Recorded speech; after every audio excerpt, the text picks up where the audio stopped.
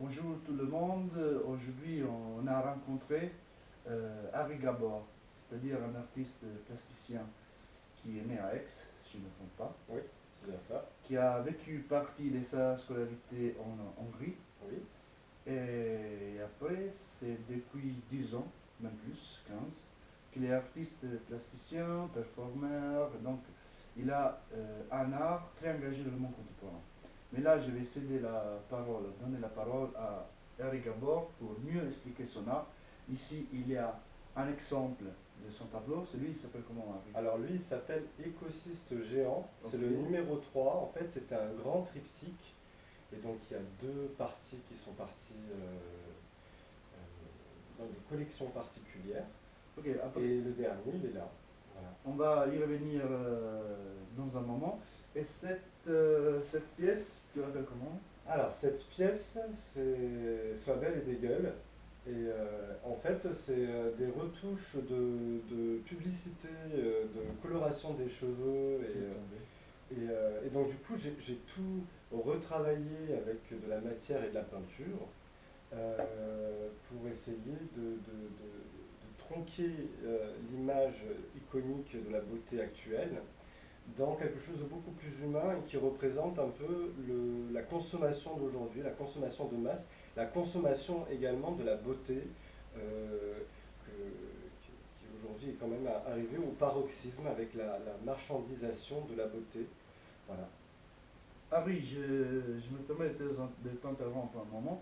Est-ce que tu pourrais nous parler de ton parcours artistique et après revenir au sujet que tu traites aujourd'hui? Alors, mon parcours artistique, il a comme... Brièvement, sinon on va passer. Oui, oui. Bah, j'ai commencé très jeune à peindre et à dessiner. J'avais entre 4 et 5 ans. J'ai continué vers l'adolescence. J'ai plutôt travaillé sur le design de meubles et le stylisme. Vers 17-18 ans, je me suis mis aux arts plastiques et à la sculpture. Quand je suis revenu de Hongrie, je me suis inscrit la première année aux Beaux-Arts d'Aix-en-Provence. Ensuite, comme j'ai dû euh, subvenir à mes besoins, il me fallait un parcours scolaire beaucoup plus facile pour allier les deux. Donc je me suis inscrit en histoire de l'art. Donc mon but à cette époque, c'était de faire des études d'histoire de l'art, rentrer dans le métier de conservateur euh, et de travailler librement sur mon travail d'artiste plasticien. Et donc du coup, j'ai continué jusqu'en licence. En licence, la pratique artistique m'a tellement manqué que je me suis inscrit en double licence art plastique, histoire de l'art. Et depuis cette double licence-là, ben j'expose régulièrement. Alors les premières années, c'était deux, trois expos par an. Là, depuis 5 ans, on va dire que c'est carrément une quinzaine, voire une vingtaine d'expos et de projets visuels d'albums, visuels de livres, décoration de théâtre, fresques. Toujours avec mon univers engagé sur l'écologie, sur la conscience de l'être humain, de Voilà. ce qu'il est en lui-même. C'est exactement sur ça que je voulais te poser cette question. Oui, Tout à l'heure, nous parlons de ce tableau-là. oui, Tu nous as parlé, tu as utilisé le mot masse. Donc ça rentre dans le langage de la mondialisation, dans le langage oui, du quotidien. oui, oui. Dans quel sens on pourrait définir tes travaux, des travaux contemporains? Ben moi, je me positionne comme une espèce d'éponge à information du monde qui m'entoure et je recrache dans une espèce de réalisation d'icône tout ce que j'ai assimilé comme information. Donc les informations que je récolte, c'est lors de conversations avec des personnes que je rencontre, très souvent de nationalités différentes, pour étayer mon discours et mes connaissances. La lecture, la vidéo, les clips, les émissions de radio, très très peu de télévision, à part les documentaires, parce que j'ai quand même, je suis assez réfractaire à l'information et je suis assez réfractaire aussi à la télévision loisir. Et malheureusement, les chaînes françaises, c'est 95% de télévision loisir. Parce que moi, je me positionne, comme j'utilise la télévision, les médias comme données sur lesquelles je travaille pour dans mon travail de plasticien, quand je me repose, quand j'ai du temps libre, j'ai autre chose, j'ai pas envie d'allumer la télévision. Oui. J'ai envie de faire autre chose, me balader dans la nature. Comme j'utilise la télévision comme un outil, je n'ai pas la dimension de la télé loisir. La télé qu'on rentre, quand on rentre du travail, on allume la télé, on zappe de chaîne en chaîne. Voilà, donc c'est pareil pour la radio. J'écoute très peu les radios comiques, c'est plutôt des radios scientifiques, des radios culturelles. Et donc c'est tous des médias qui vont me donner des informations que je vais capter et que je vais recracher sur mes œuvres. Alors mes œuvres, ça peut être des toiles, des murs, des meubles, des vêtements, des sculptures, des scènes, des vitrines de magasins. Il y a un message commun dans ces œuvres ou chaque œuvre c'est un message? Alors le seul message commun que je peux me permettre de donner, c'est que malgré toutes les complications et les difficultés que chaque génération a tendance à dire que le monde d'avant était beaucoup mieux, était meilleur, alors que c'est faux. Je pense que chaque jour suffit sa peine et qu'aujourd'hui, actuellement, on a des problématiques d'actualité qu'il faut comprendre, connaître, maîtriser et continuer la mécanique universelle qui a amorcé l'être humain, notamment lors de la cession à la conscience humaine à l'époque des Lumières.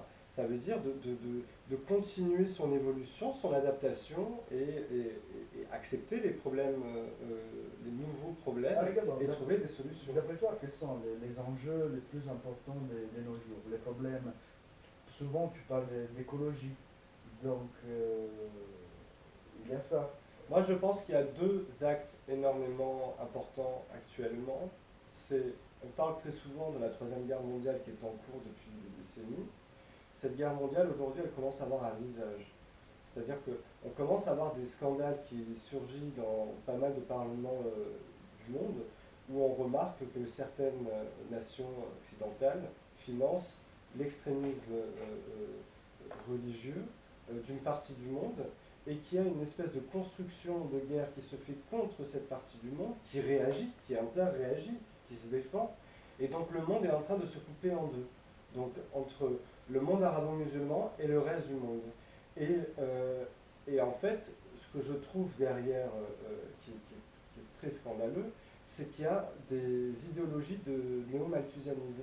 Donc le but serait, parce qu'il faut quand même se rappeler où sont les bombes nucléaires, elles ne sont pas dans le monde arabo-musulman, elles sont en Occident. Donc le pouvoir militaire ultime n'est sûrement pas dans le monde arabo-musulman, mais par contre, j'ai l'impression que certaines nations, surtout occidentales, surtout, on va dire, judéo-chrétiennes, ont cette tendance à créer un conflit de toutes pièces avec le monde arabo-musulman pour créer une guerre telle qui risque d'avoir des massacres, du malthusianisme. Et le seul but que je connais à ça, c'est qu'après la guerre, il y a des reconstructions, un redynamisme de l'économie. Mais le problème, c'est qu'on ne peut pas redynamiser, on ne peut pas trouver des solutions en faisant des génocides. Ça, il faut arrêter. L'être humain doit grandir. Et le deuxième problème, et qui est, je pense, c'est le problème qui est lié à la nature même de l'être humain, de comment il peut perdurer dans le temps, c'est donc les problématiques d'écologie, de rationalisation de notre énergie, de notre consommation d'énergie, de notre mode de vie, et bien évidemment aussi de notre mode de consommation. Donc aujourd'hui, depuis qu'il y a tous ces conflits, l'apparition du terrorisme en Occident, ce qui se passe, c'est que le sujet écologique n'est plus le sujet qui a la primeur, le plus important, alors qu'il touche tout le monde dans le monde et qu'il y a des chercheurs, donc de sciences relativement pointues, qui savent très très bien qu'il faut tirer la sonnette d'alarme parce qu'on risque d'avoir des problèmes. Donc voilà. Quel est le rapport entre terrorisme et écologie? Je n'ai pas trop compris. Alors, le rapport entre le terrorisme, alors il n'y a pas de rapport entre le terrorisme et l'écologie. Le terrorisme aujourd'hui découle des relations internationales qui sont tendues, des relations interethniques, interreligieuses et surtout interéconomiques. Et donc apparaît de plus en plus donc, le terrorisme qui découle bien évidemment de l'apologie d'idéologies extrémisées d'un certain combat qui n'est pas armé comme militaire, parce qu'il n'y a pas de question d'unité étatique, de nation, mais c'est plutôt pour défendre une idéologie. Donc ce terrorisme-là est traité dans les médias, mais également exploité par le discours ambiant intellectuel et captive l'attention de tout le monde. Oui, Et alors du coup, l'attention n'est plus portée sur les problématiques d'écologie. Voilà. Voilà où est la relation. Parce que le terrorisme est aujourd'hui un terme très très fort, qui est très considéré dans le langage verbal. Et donc du coup, ça crée chez l'être humain un intérêt tellement particulier qui va concentrer tout son... On a bien compris. Et ton travail d'artiste, en quoi ça apporte quelque chose à ce débat? C'est ça que je voudrais plutôt faire ressortir. Par exemple, Moi, pourquoi mon travail d'artiste apporte au débat que si les gens s'y intéressent. Hein. Après, moi, la seule chose que je peux apporter, c'est l'avis que j'ai sur le sujet, et encore, on va dire d'une manière relativement peu teintée, parce qu'un artiste ne doit pas non plus prendre énormément de position. Moi j'essaie de mettre au jour l'identité première. Par exemple, quand j'avais fait ces sculptures qui sont parties chez un collectionneur canadien, des petites burqas, des femmes en burqa, assez jolies, avec des couleurs, un gros cœur qui était collé sur la poitrine.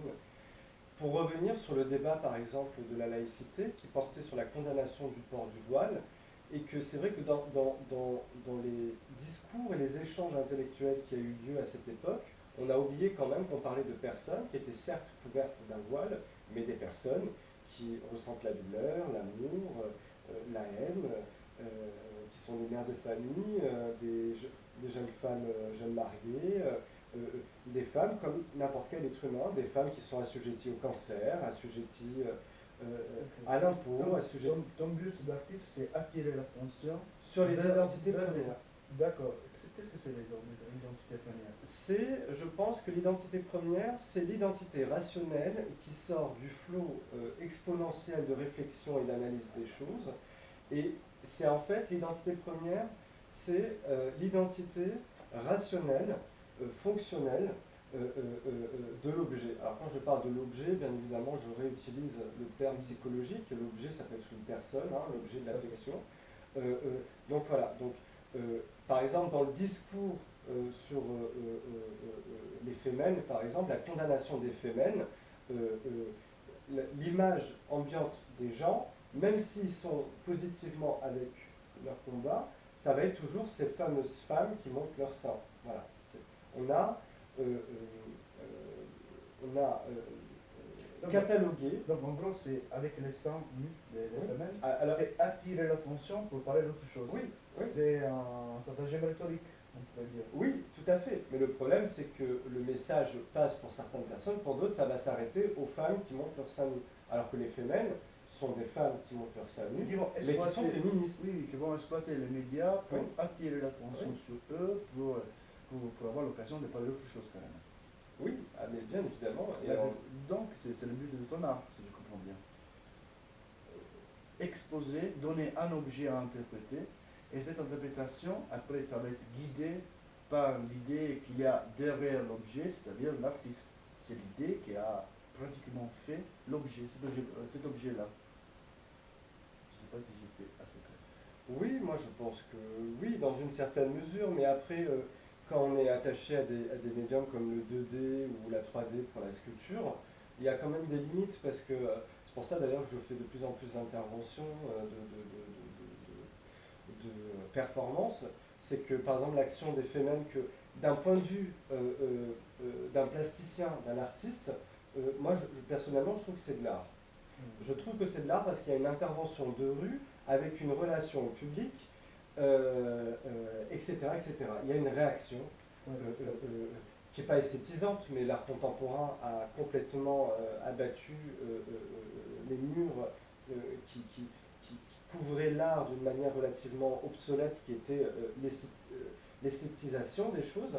Elles ont désesthétisé. En plus, les femmes, ils marquent leur message. Oui. Donc il y a le corps marqué. Oui. C'est une sorte de body art. Oui, mais dans mon œuvre, il y a toujours, il y a la même démarche, la même mécanique de création, mais dans mon œuvre, il y aura toujours dans le regard du public un degré moins fort, moins scandaleux, parce que ça reste une image. Voilà, donc Même le corps, c'est une image.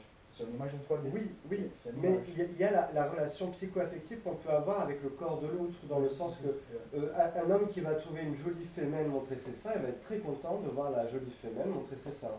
À l'inverse, un homme qui trouve cette femelle pas jolie va peut-être être... subtil. Donc on a une relation à l'autre qui est réelle, parce qu'on est des êtres humains. Et l'être humain a quand même classifié les choses, la relation à l'objet, l'objet d'art, et tout autre. C'est pour ça que la performance est très importante dans l'art. C'est que le jeu de l'acteur, le jeu de l'artiste rentre dans le sujet, dans la composition et dans la réflexion de l'art. Voilà. Contrairement à la toile. La toile est un objet sur lequel l'artiste va s'exprimer, va faire sa démarche. Pour reprendre un peu avec le russe, comment il s'appelle encore, celui qui s'est clouté le scrotum sur le pavé du Kremlin à Moscou, c'est de l'art interventionniste, extrêmement influencé par l'art interventionniste viennois des années 70-80 et mexicain avec le groupe de Thanatos. C'est une performance qui a énormément choqué, qui a sûrement peut-être même beaucoup plus choqué les hommes que les femmes, parce que derrière cette image de Claude... Il a fait passer un message. Il a fait passer un message, même si derrière il avait regardé d'un point de vue technique comment se clouter sans se faire mal. Hein. Pour juste tirer la peau, c'était un piercing qu'il a fait. Il ne s'est pas clouté les couilles, comme on dit vulgairement. Mais l'acte de le faire, et comme les personnes qui passaient autour n'avaient pas toute la dimension de l'action, ne savaient pas le processus de création, il a réussi cette image hyper choquante qui est rentrée dans la mémoire collective. Donc, pourquoi les milieux de l'art, comment dire, la galerie de l'art, c'est la rue, pour un art engagé. C'est pour ça que tu fais du street art aussi. Moi, je pense que l'art qui aujourd'hui, à cause du pop art, à cause de la pop musique, à cause de pas mal de choses qui sont popularisées, qui sont des produits de marchandisation très bien étudiés pour que l'être humain consomme. Aujourd'hui, je pense que les artistes en général ont énormément de concurrence et qui doivent tirer de plus en plus à la performance. Ça veut dire à créer une émotion directe dans un lieu, à un moment donné, avec à l'appui bien évidemment des épreuves photographiques et de vidéos, et de films, mais que l'artiste doit rentrer dans une démarche, en parallèle même s'il est sculpteur ou plasticien, dans une démarche d'interactivité avec le public. Voilà. C'est ce qui se passe aujourd'hui avec la musique. Moi, je pense qu'il y a toujours eu une interactivité avec le public. Sauf que si je regarde une toile, l'interactivité, elle est là. Sauf que l'artiste n'est pas présent. Oui. Donc, comme dit un peu Marina Abramovic, l'artiste est présent. Oui. Là, tu as l'occasion, avec le corps, de parler avec un artiste, d'échanger. Même si on ne parle pas, de ressentir en vrai, je ne sais pas comment expliquer. C'est un peu compliqué d'expliquer. La présence de l'objet, la visualisation de l'objet, c'est très important. Une toile, c'est pas la même chose. C'est un objet mort, on va dire. Oui. Mais par contre, dans la toile, reste quand même une notion de l'art contemporain extrêmement importante liée à la liberté du public. C'est que je fais une performance devant toi, Marco. Je ne te laisse pas le choix d'analyser d'une manière totalement libre. Parce que je vais tellement avoir une interaction rapide avec toi que c'est ta réaction, voilà, c'est le pathos qui intervient au-delà d'une interprétation. Oui. Alors que si tu te retrouves seul devant une toile, une de mes toiles, tout seul dans une salle et que tu as le temps de la parcourir, là, ton esprit et ta réflexion sera d'une liberté telle parce que tu ne seras pas conditionné par moi. Tu auras la possibilité de rejeter mon œuvre, tu auras la possibilité de l'apprécier je peux même rejeter la performance.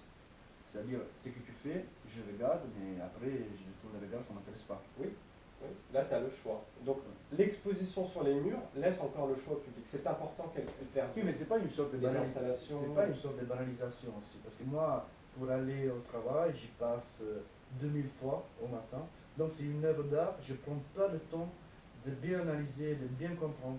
c'est, tu vois, moi je pourrais le définir une sorte de banalisation de la visualisation. Oui, alors là, oui, oui, ça c'est sûr, mais après il y a des œuvres d'art qui sont uniques dans le sens où elles sont à un seul exemplaire, elles ont un monde qui est totalement unique et qui fait que, si tu veux,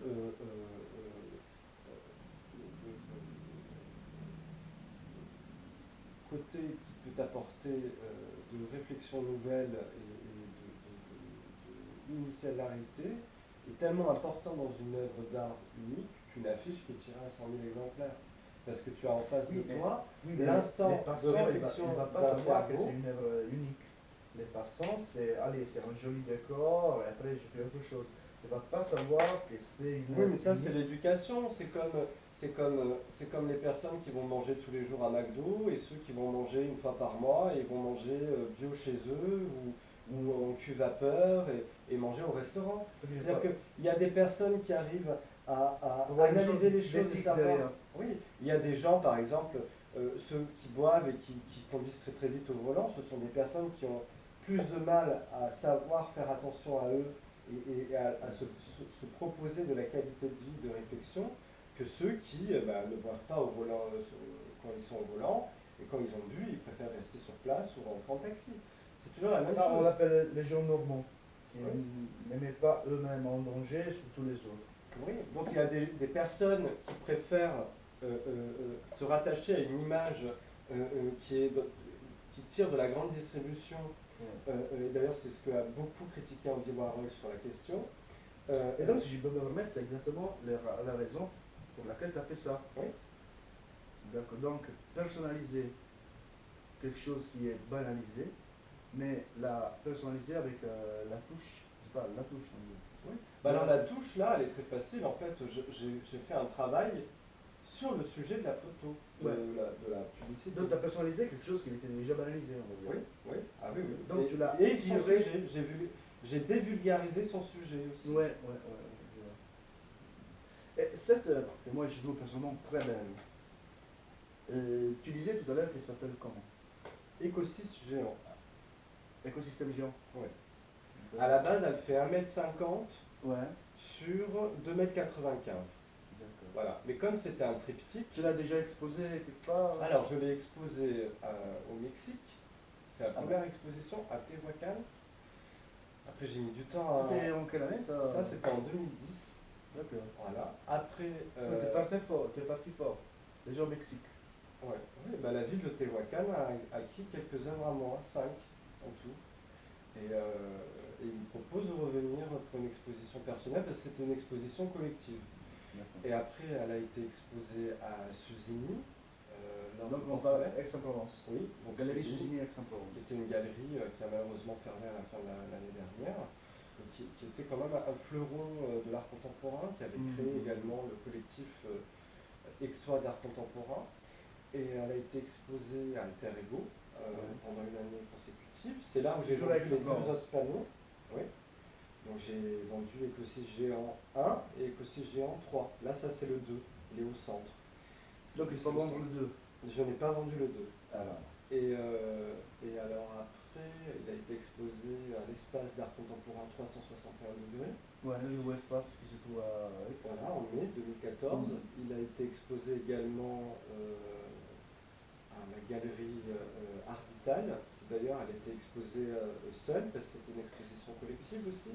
Le message Alors, le message, c'est l'équilibre en fait, parce que je pense que l'être humain n'a pas suffisamment conscience que l'univers, d'ailleurs les dernières thèses tendent à le prouver d'un point de vue scientifique, que l'univers est peut-être même beaucoup plus vieux qu'on le pense, et que tout est une affaire d'équilibre. Alors, dans l'équilibre, il y a la question de déséquilibre, bien évidemment, on ne va pas rentrer dans le thème philosophique de la chose. C'est la philosophie grecque, ça. Oui, donc une part d'accident, de mort, va créer une part de création et de vie. À petite dose. L'univers, c'est plein de petites doses d'astéroïdes qui explosent des terres, mais qui font naître d'autres terres. C'est une question d'équilibre. Et donc, je pense que l'être humain, dans sa conscience, dans son comportement, a besoin, même dans sa vie, de trouver, ou au biais de religion, de philosophie, d'art, de littérature, du sport, de la méditation, Chez du soi. sommeil, Un lieu intérieur où je suis bien. où il est équilibré. D'accord. Voilà. Et Donc, qui ne va pas dans les extrêmes de l'apathique, comment de la violence, de la tristesse. comment tu définirais l'équilibre? Qu'est-ce que c'est l'équilibre d'après toi? Pour moi, l'équilibre, c'est quelque chose qui est imparfait, mais qui est durable. L'équilibre, c'est pas routinière. C'est pas ça. L'équilibre, Parce que moi, je peux trouver de l'équilibre en faisant les choses que j'ai fait, dans lesquelles j'ai oui, mais confiance. je pense que chaque jour, chaque semaine, chaque mois, son équilibre aussi. On n'est pas dans le même processus parce que est-ce que tu peux être équilibré de la même manière quand tu es en hiver où il pleut, il fait froid, et équilibré de la même manière en été quand il fait chaud, tu dois te protéger Donc du c'est un soleil. équilibre qui se modèle à fur et à mesure Voilà. des agents extérieurs. Je pense que cet équilibre-là peut se trouver qu'en étant à l'écoute des autres, à Ouais. l'écoute de soi-même, être en équilibre avec les autres, ne pas avoir ce besoin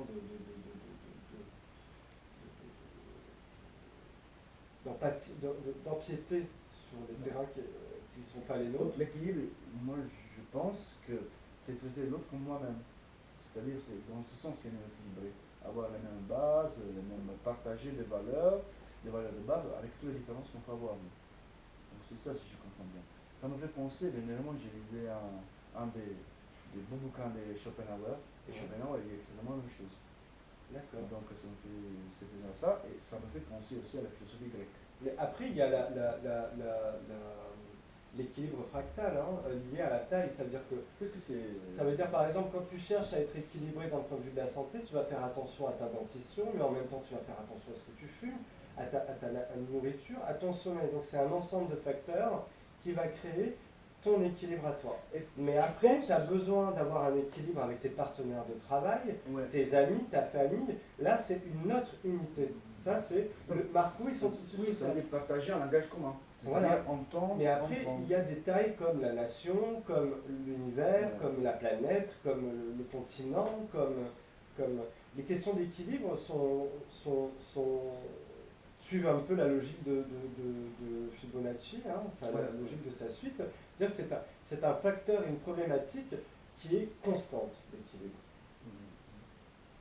Moi, je me suis toujours posé la question, est-ce que l'équilibre peut créer, c'est-à-dire, je m'explique, c'est-à-dire un homme équilibré, on parle de Schopenhauer, l'homme qui a trouvé le nirvana, Ouais. qu'il est content de soi-même, Ouais.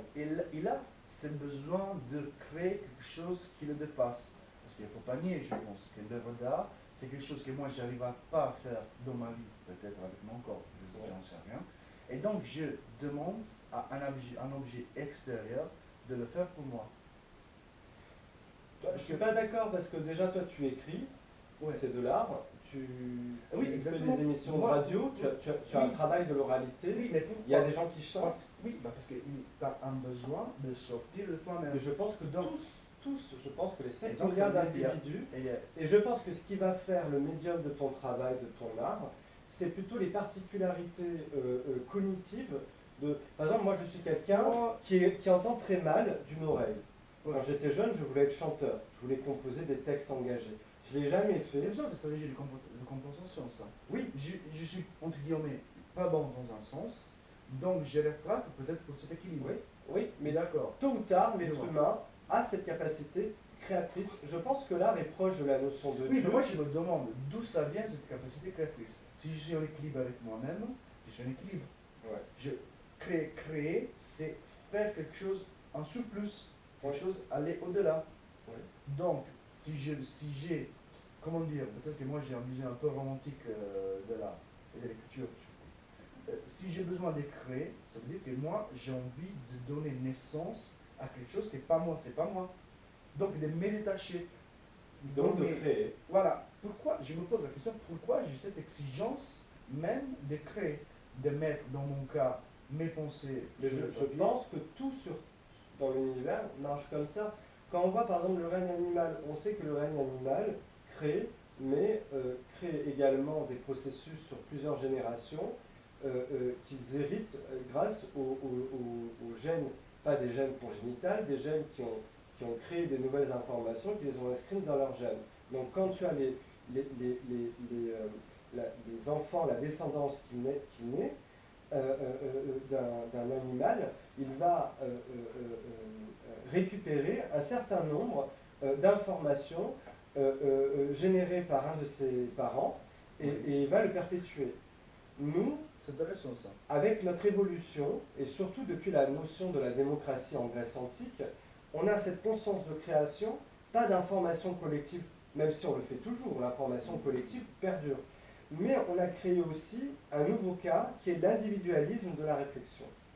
Donc du coup, la créativité Et individuelle. ça me fait penser, bah, je trouve ça là très intéressant, ça m'active des neurones, je ne peux Oui, les des marcher. nouvelles informations qui... Non, là je vois le rôle du mythe, tu vois. Oui. Le mythe dans la Grèce, Rome, dans les peuples primitifs, on va dire, c'était la croyance de tout le monde. Donc Oui. on n'avait pas besoin de réfléchir nous. C'était comme ça, et donc c'était un acte de foi. Oui. Il fallait que j'y croie pour rentrer dans la collectivité. Donc après, avec le rationalisme, on va dire, on a créé la réflexion.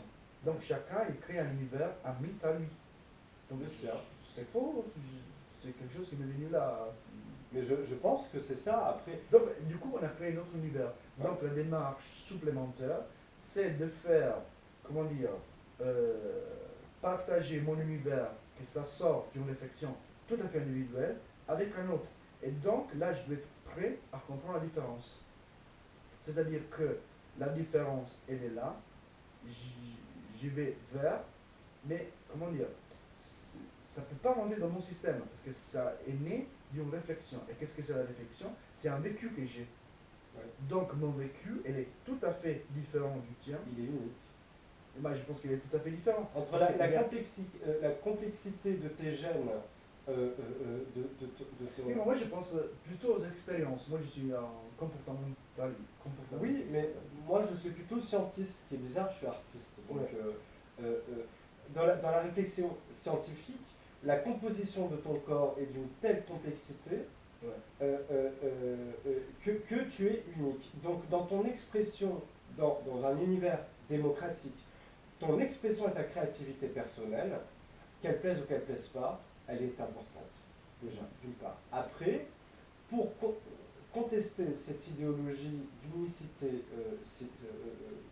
multicellulaire, tu as les clones. Oui, mais un clone, je te clone maintenant, le clone va naître dans 9 mois, il n'aura pas ton expérience. Il n'aura pas vécu chacune des minutes que tu as vécues. Voilà. Donc ça sera ton clone, C'est exactement ça. mais la part d'acquis va être différente.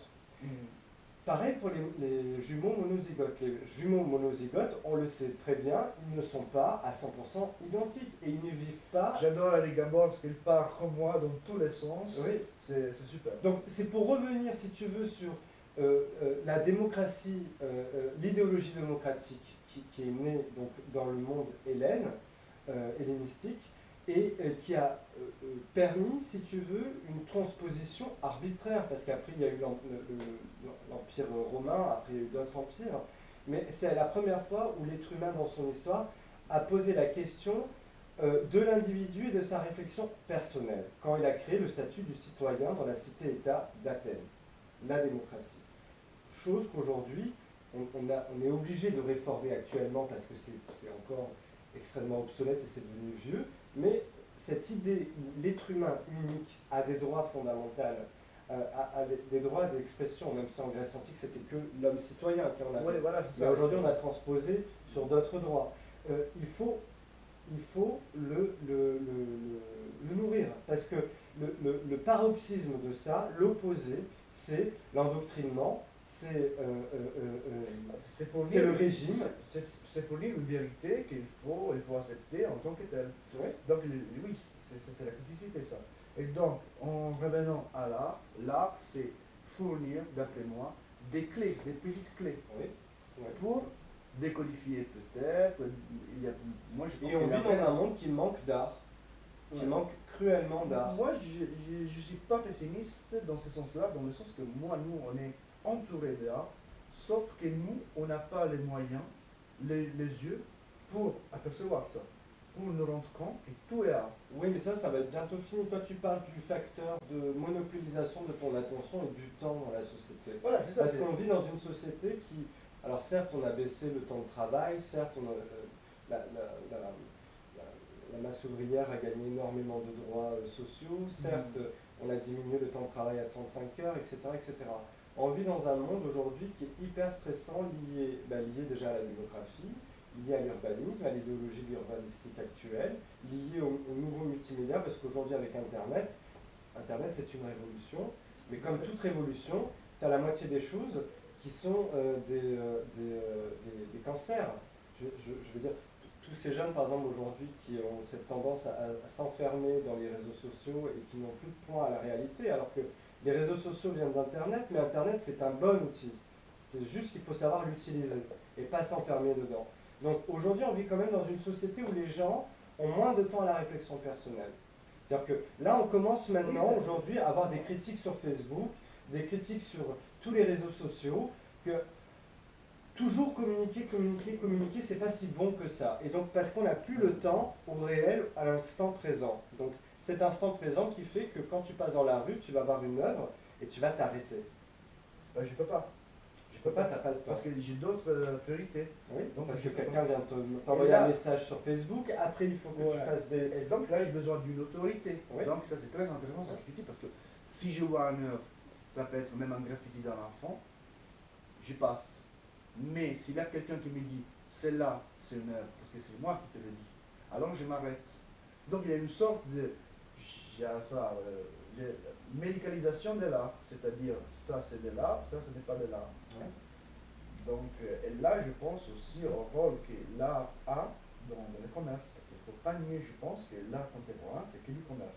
Je ne veux dire pas dire que, mais l'art que moi je vois, l'art que c'est la plus connue, l'art que... L'art contemporain, c'est du business. Mais alors, ce qui est intéressant, c'est que l'art contemporain qui est du business, c'est l'art des élites et l'art des masses prolétariennes. Alors, l'art des masses prolétariennes, c'est lié à l'image que l'artiste vend, il va tirer sur des t-shirts, des sacs, sur des albums, patati patata, il va vendre un univers, une image, pas cher, à grande distribution. Et l'art des élites. L'art des élites, qui est un art qui se veut totalement hermétique, a des idéologies totalement universalistes, qui est extrêmement fermé, avec des parcours, des réseaux de vente, des réseaux d'exposition qui sont extrêmement hermétiques au reste de la population. Et après, moi je pense que tu as l'art de la classe moyenne, l'art de la classe moyenne qui est teinté des deux et qui essaye de tendre un équilibre. De toute façon, par exemple, aujourd'hui, on peut le voir par exemple aux coupes budgétaires du monde, la classe sociale qui permette l'équilibre des choses, c'est la classe moyenne. Oui, alors, c'est pas la classe moyenne bourgeoise, parce qu'en Europe, la bourgeoisie est teintée d'un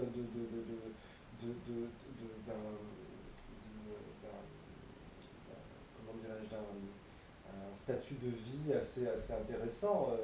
Les bourgeois d'aujourd'hui ont toujours de l'argent. Moi, quand je parle de la classe moyenne, c'est la classe ouvrière à 35 heures, c'est la classe intellectuelle, c'est la classe des chercheurs, c'est la classe des personnes qui, même s'ils peuvent avoir des bons salaires parce qu'ils sont dans un secteur qui fait qu'ils ont des bons salaires, ne vont pas sortir d'une espèce d'équilibre socio-politique et culturel parce qu'ils savent que pour eux, bien vivre rationnellement, c'est comme ça.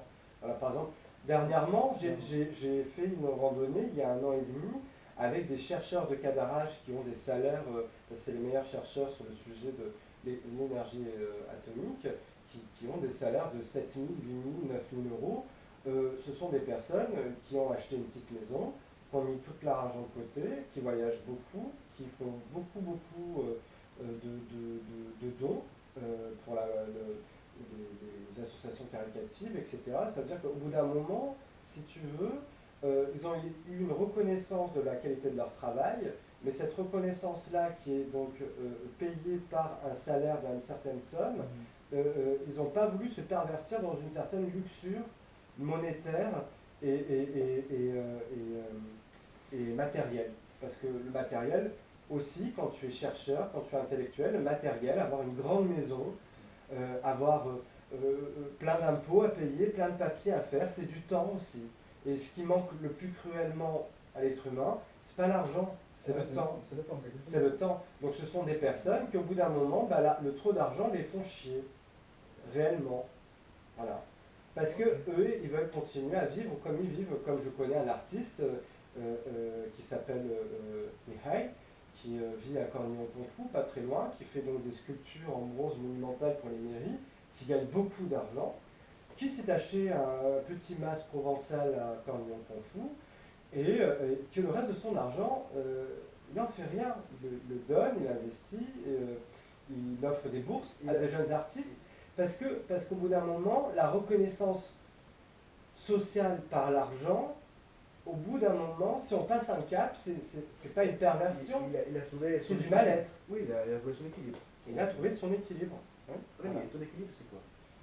Moi, j'ai pas encore trouvé mon équilibre. Ah, d'accord. Donc, tu es philosophe, mais tu n'as pas encore trouvé. Enfin, peut-être que l'équilibre, c'est la recherche, la démarche.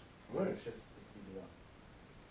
Moi, mon équilibre, ça serait de beaucoup plus voyager, de rencontrer de plus en plus de personnes, Donc, c'est de dire que peaufiner mon travail, et puis après mes combats personnels, parce que je suis quelqu'un qui en ce moment gère énormément de choses, et j'apprends petit à petit à gérer énormément de choses, et je suis quelqu'un qui a tendance à s'insurger, à s'autocritiquer énormément.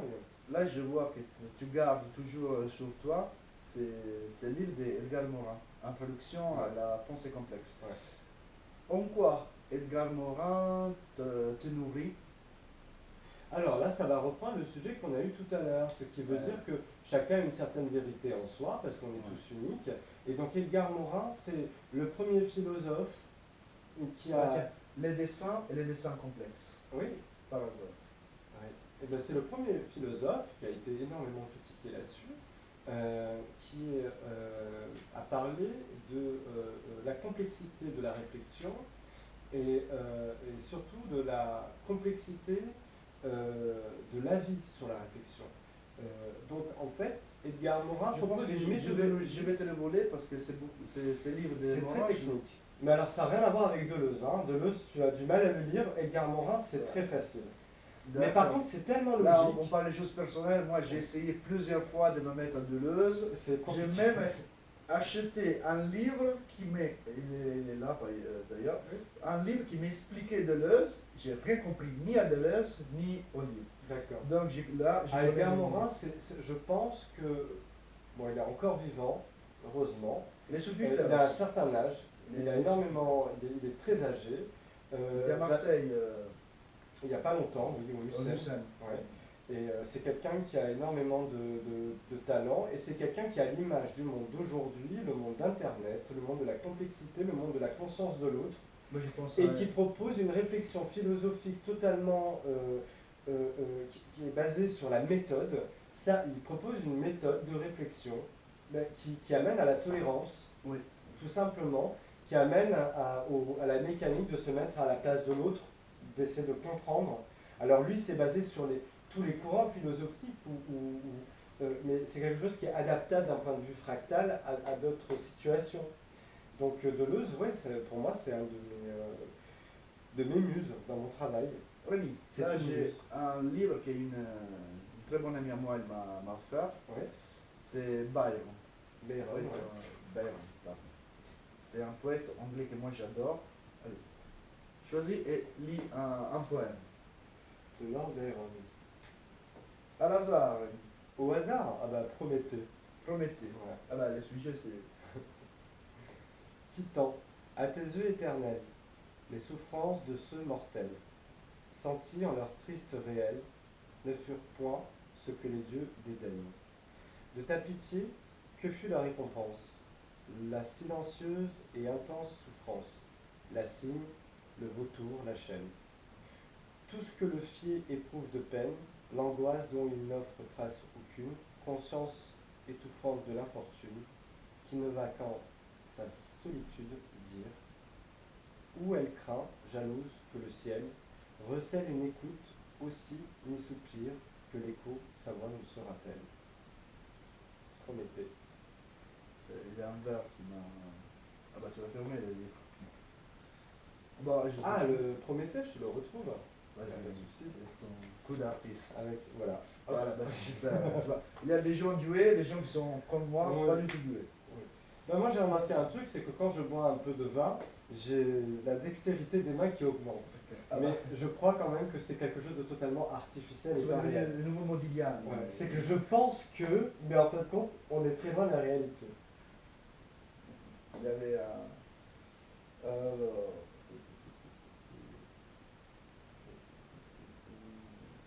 bah, j'ai perdu.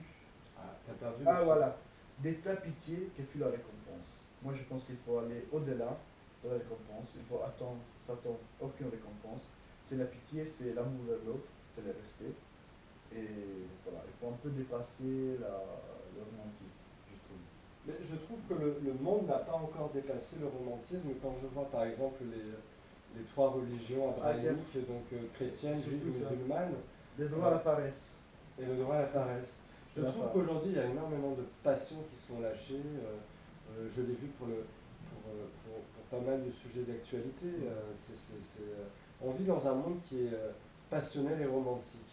Et il y a d'autres manières, je pense, d'exploiter, de vivre et de donner ces sentiments, de les répandre, que la passion et le romantisme, qui, je pense, doit utiliser une partie de notre corps qui est totalement thyroïdienne. Et d'ailleurs, ça me renvoie aux humeurs de la Renaissance. Je ne sais pas si tu vois les tableaux de Albrecht Dürer Oui, oui, tout à fait, sur tout à fait. les humeurs. Tout à fait. Donc ça me renvoie là-dessus. Et Ouais, ouais. je trouve que l'être humain a cette particularité tellement belle qui sont les sentiments, qui sont le pathos, mais il les utilise très très mal, je trouve.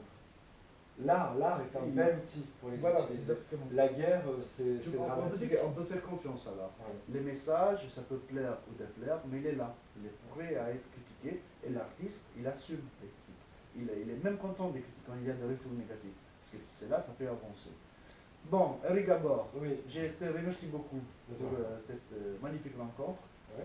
J'espère te voir bientôt exposé en Aix et ailleurs, bien Bah, sûr. bientôt, oui. Voilà. Et quels sont tes nouveaux projets rapidement? Oula, j'en ai plein, hein, j'en ai plein. Ah, ok, on fait encore plus rapidement. Quelles sont tes nouvelles Alors, expositions à le projet venir? à Aix, c'est déjà préparer la prochaine nocturne de Manuel Séveille, Ouais. donc la nocturne 12 qui aura lieu. Tu pourrais nous dire davantage de cette nocturne et moi je crois connaître quelque chose. Les nocturnes au Monveil, c'est nous dans un quartier maintenant qui s'appelle donc, le quartier de l'Aumône. Ouais. Donc c'est les nocturnes du quartier de l'Aumône. Donc on va la rebaptiser comme ça pour la prochaine session. Et donc On pourrait faire un appel à candidature. oui, d'ailleurs on cherche des On peut artistes, profiter. de On jeunes cherche- artistes qui cherchent. Moi je me à révèle, prendre moi part. aussi je suis un des organisateurs. Donc il y a un appel à artistes. Voilà, d'artistes plasticiens, photographes, peintres, sculpteurs, stylistes. Pourquoi pas d'écrivains aussi? Écrivain, il peut avoir des performances avec l'écriture. Et donc, le but est de faire une intervention à un moment dit et à un lieu dit. Donc, le lieu, c'est le quartier de l'Aumône, donc, qui est composé de la rue de l'Annonciade et de la rue de Omenveil-Séveille. Et donc, dans la rue, les artistes exposent, voilà, font leur show. Et donc, on cherche des artistes. La prochaine session, c'est samedi 13 juin. Donc, on cherche des Ils artistes peuvent nous contacter sur Internet. sur Internet. Moi j'ai un blog, j'ai oublié le mail, mais c'est le blog c'est rue Montvieille Séveille. Ouais. Point Blogspot.fr. spot.fr. Donc, Et après, pour mes projets, j'ai un projet d'exposition au Smart à Aix-en-Provence. Alors, tout ce qui est à Aix, c'est le Smart. J'expose aux ateliers Lunoé pendant 3 mois à la fin de l'année. J'expose au salon Nicolas. le Smart, c'est quand? C'est en mai? C'est en mai, oui. Et en Nicolas, Ah mai, oui. juin, juillet. Après, j'expose à 361 degrés en août. J'expose à la mairie salle pavillon en septembre. Bah, c'est important. Voilà. Et après, à Marseille, j'expose donc au Moon d'Art en juin. J'expose dans la ville de Giovinazzo en Italie, dans les Pouilles, fin juillet. Et après. Les Pouilles en Italie. Pouilles en Italie, oui. Et après. après, j'expose. Et la semaine prochaine, tu me disais qu'il y a un book à toi. Oui, qui va sortir, oui.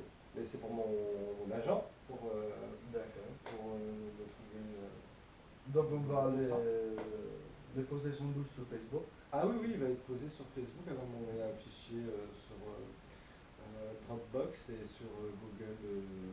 On va Je faire sais pas quoi, là. la publicité que tu mérites. La publicité que je fais, d'accord. Je suis un objet de consommation de masse. Ouais, ça va être un beau spot pour le shampoing, ça. Oui. On va te faire la publicité que tu mérites. D'accord. Harry Gabor, produit de consommation de masse. Consomme-le. Consommez-moi. Allez, Rémi, merci beaucoup. Bon, à la tienne, Marc. À la tienne, merci. À la prochaine. Bon, et maintenant, gnocchi. Et maintenant, on mange encore. Comme on dirait Rémi, la pasta. La pasta di mamma. Della mamma. Di Marco. Di Marco. Allez, merci.